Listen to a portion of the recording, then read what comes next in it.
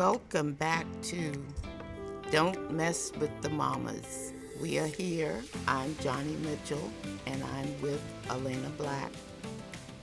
Today, we are discussing a topic that is near and dear to everybody: money. Whether you have it or don't have it, it's a part of life. And so, we are going to learn as much as we can to help us deal with money, having it or not having it.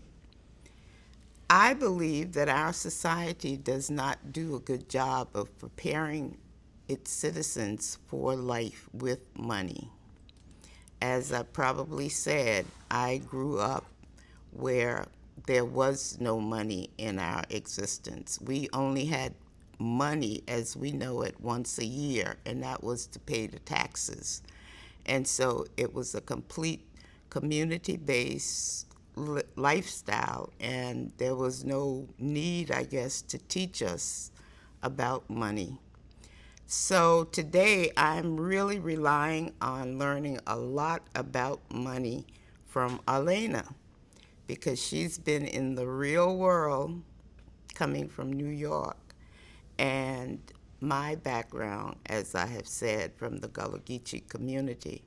And so I am really anxious to learn a lot of things about money, because right now, the way my life still goes, if I have it, I spend it. If I don't have it, I can't spend it. So that's about as much as what I know about money. So, Elena, please chime in now. Okay, Johnny, I don't know why you're looking to me so much, because I don't think I'm an expert by any means, but I've had some interesting experiences, and I did teach economics to students. And I know in preparing for this, we talked about how students today really don't have any clue about how to manage their finances at all. And that's something really interesting. And because I also taught psychology, I'm always pondering the psychological impact of decisions that we make economically. And I'll go into that in a little bit.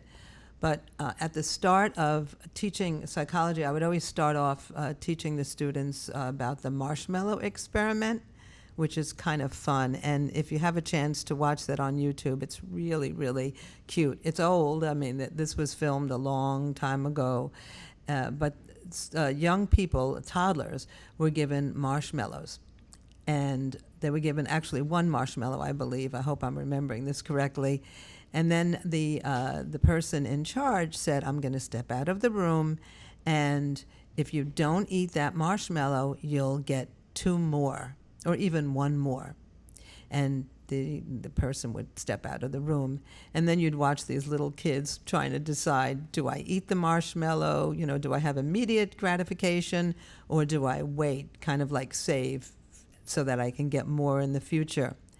And it was just really funny watching this. And what was concluded, and I don't know how really valid this is, but it's an interesting thing, that the students, not the students, the kids who ate the marshmallow right away, well, they had a harder time with their finances in the future than those who were able to wait, like, in other words, save, so that they can get more in the future, which I thought was really, really interesting.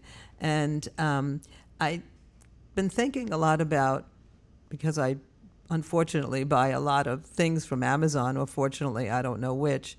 And so do people like getting rewards, or would they rather lower their bill? And I was thinking, psychologically, people really want to be rewarded.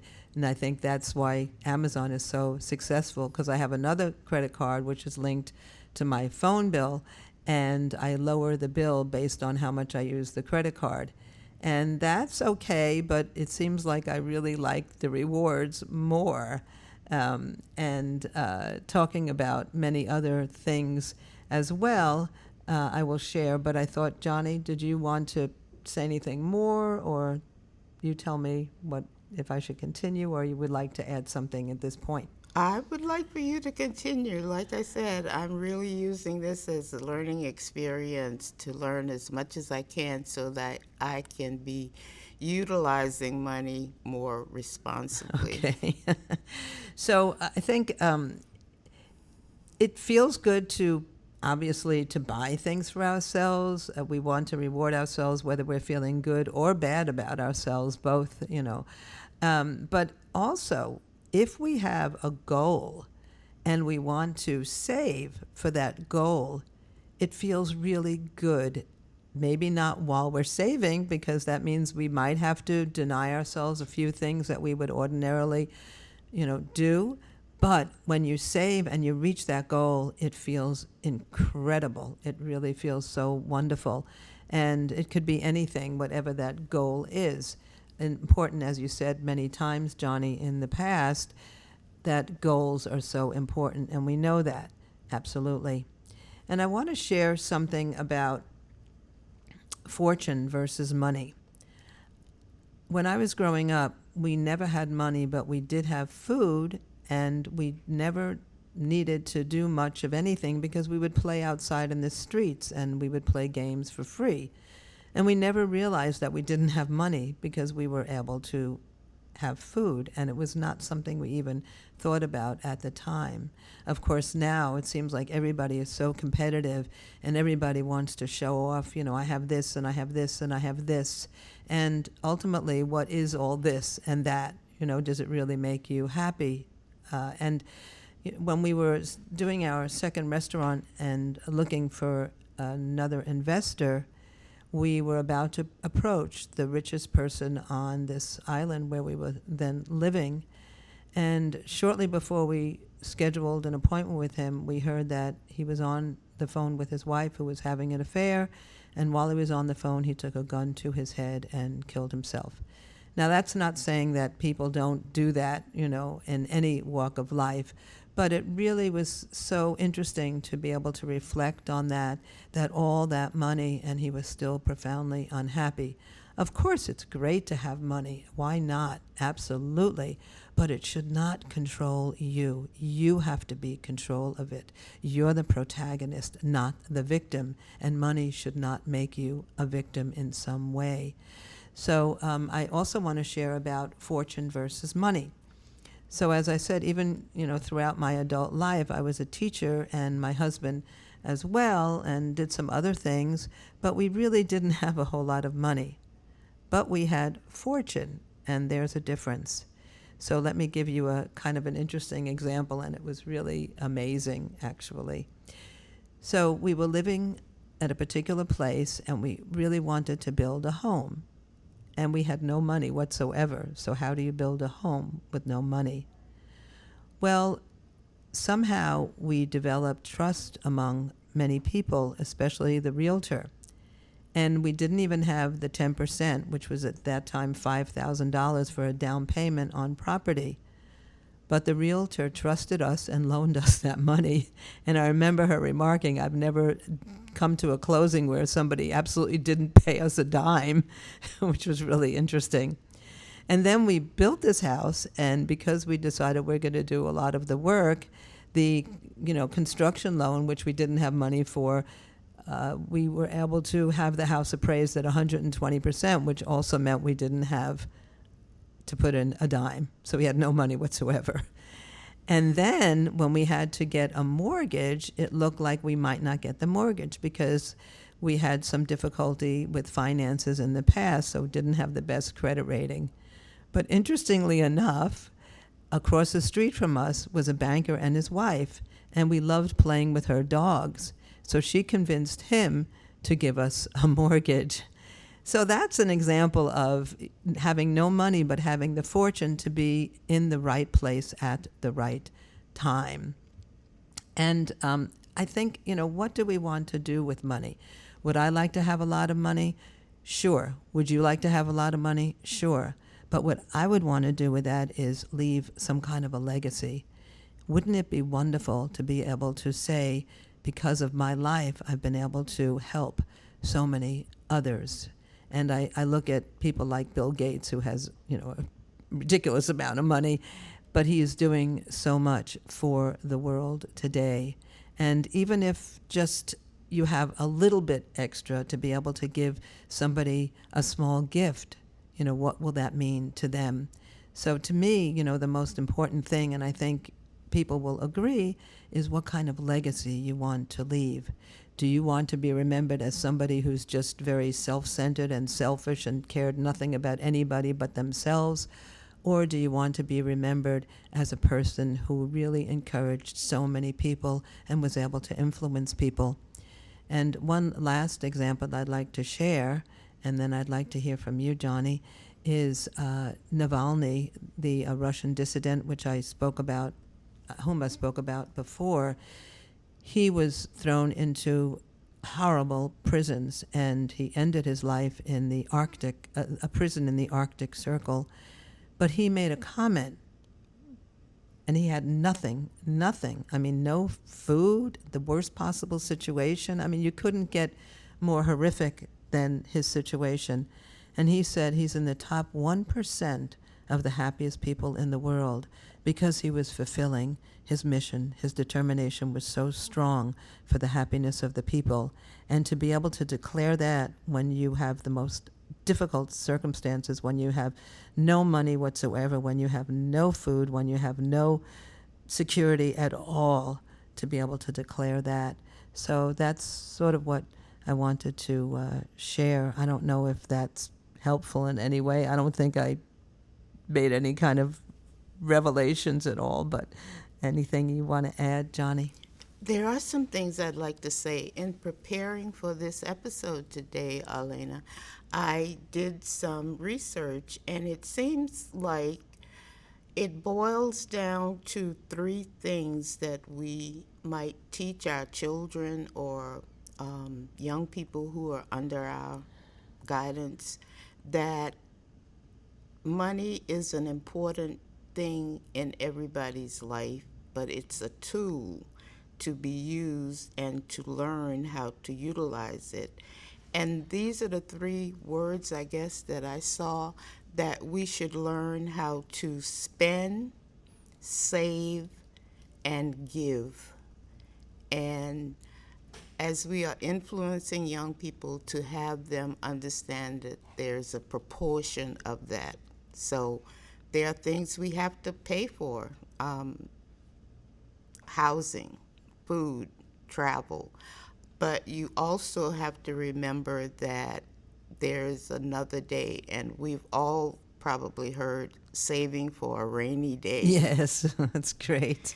And so you have to save and put aside. But there was also, which I thought was very interesting, and it's probably what you just talked about in the case of Bill Gates, give, that a part of that triangle, there is a part in there for giving and for others, that whatever you have, that you're sharing some of that, and it's not all me.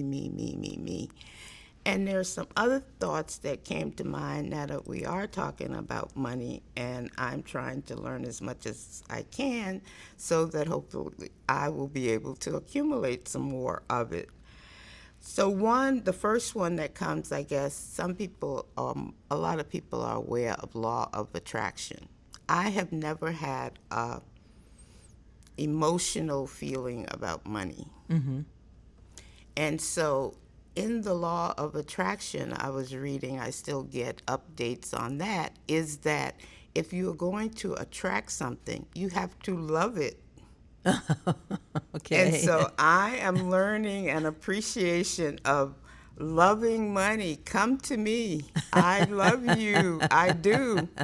And so that's one thing that I've learned about money that I'm changing.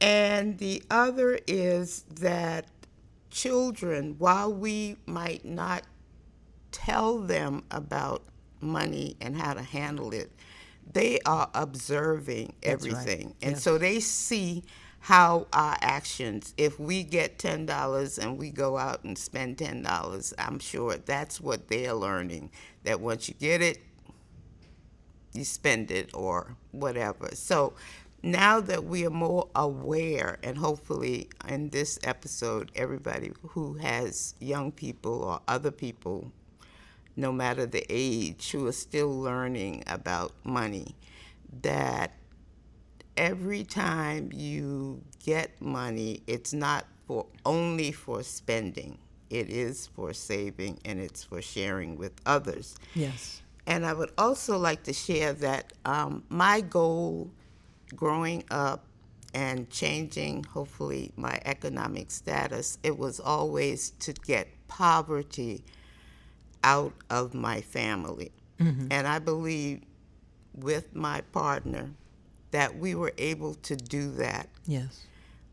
But the challenge now is how to get poverty out of our family. And I don't know if you understand the difference, but we got the family out of poverty, but it's the word that I believe you just used, legacy.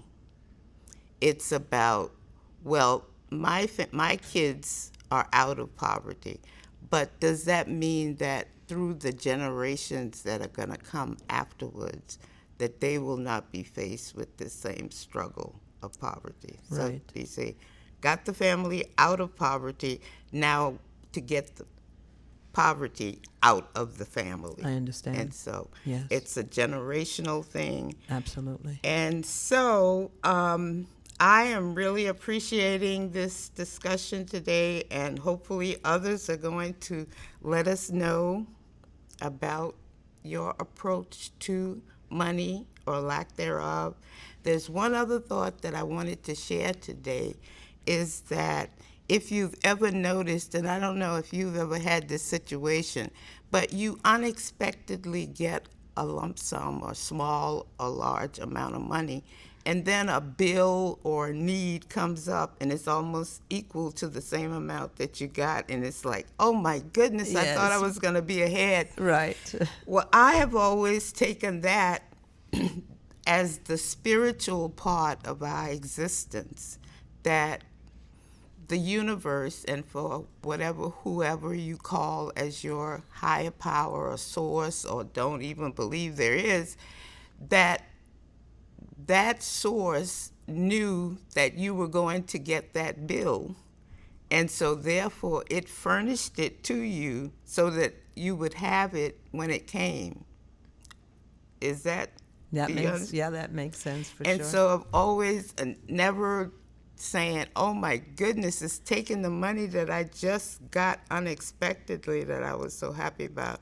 I'm always thankful and grateful. It's like, wow, you knew that I would be needing this exact amount, and thank you. And so again, I always want to bring gratitude into our stories, Absolutely. that we have I to agree. be grateful and know that there's something bigger than us, even if you don't call it a name or believe in it.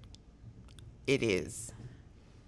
So if this is everything, have you shared everything that you would like to share with our audience I think today? so. And then because, well, when we had our restaurant, we lost everything, and that was devastating.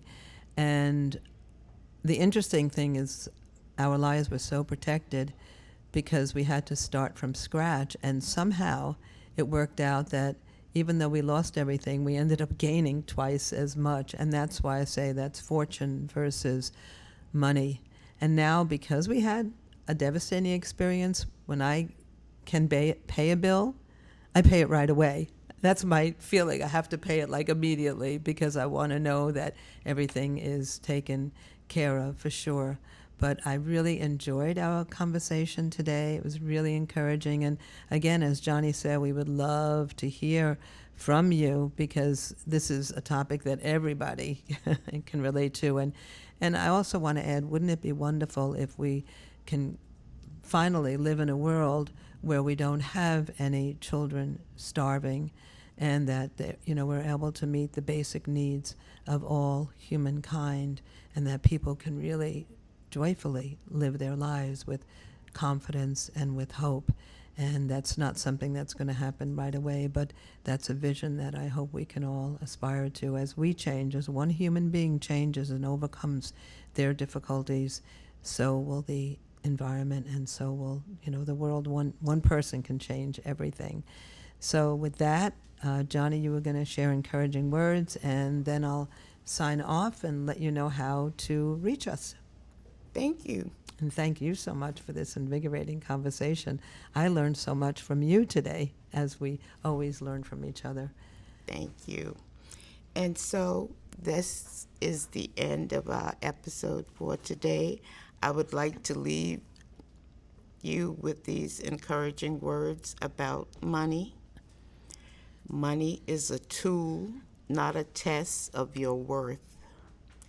Let every step you take, whether learning, doing, saving, investing, or just breathing through the bills, let it be a step toward power and peace and happiness. You have got this. You are not alone. Thank you. Great. Elena. Thank you so much for that. And then you can find us at Don't Mess with the Mamas, MOMMAS podcast. You can find us at Libsyn, LIBSYN, or just Google us, Don't Mess with the Mamas podcast. And we're on many platforms, including Apple and YouTube and, of course, Facebook, etc. And finally, please email us at mamas, MOMMAS podcast@gmail.com. And don't forget, as we say it over and over and can't say it enough, you are the protagonist, not the victim of your destiny. Just Google us at Don't Mess with the Mamas podcast. Mamas is spelled MOMMAS. You can also find us at Apple Podcasts, Spotify, Facebook, and YouTube. And don't forget to email us at mamas, MOMMAS, .podcast@gmail.com. Thank you so much.